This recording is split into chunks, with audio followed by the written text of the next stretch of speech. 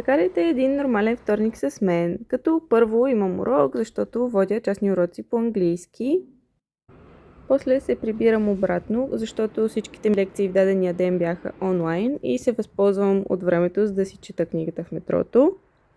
Също така, защото беше слънчево, реших да се разходя в последната част до вкъщи и минах да си взема пратката. После, разбира се, трябваше да кажа здрасти на всички котки вкъщи, които, както виждате, не са малко. След това вече си беше време и за първата лекция, която започна в 12.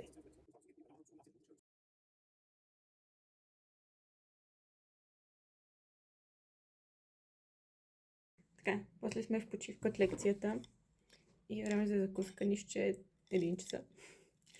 И ще пробвам някакъв скир на Alpro и протеинова гранола от EBAC.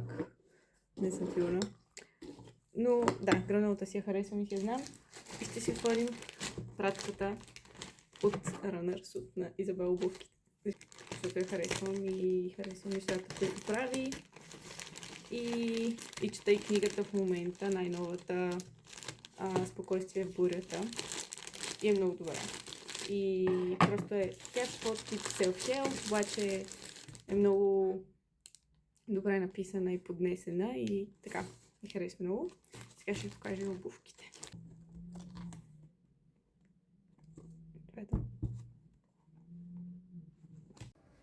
И след това се запътваме на фитнес, като снимах отделно видео, в което ще ви покажа тренировката. Като най-основно беше ден за крака и накрая правих набирания, защото това е нещо, към което се стремя тази година.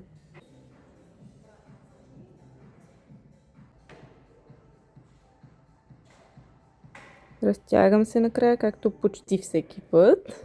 И след тренировката Lidl беше съвсем наблизо, както май повечето фитнеси. Та си напазарувах, като също така снимах и Lidl Haul. После имам няколко хобита, между които сменям всяка вечер. Тази вечер реших да чета. И след това имах лекция по френски, също онлайн, която е до малко по-късно. Снаквах си и за края на деня си имах компания, докато си обработвах следващия влог от катания, реално. Добре, чао, до скоро!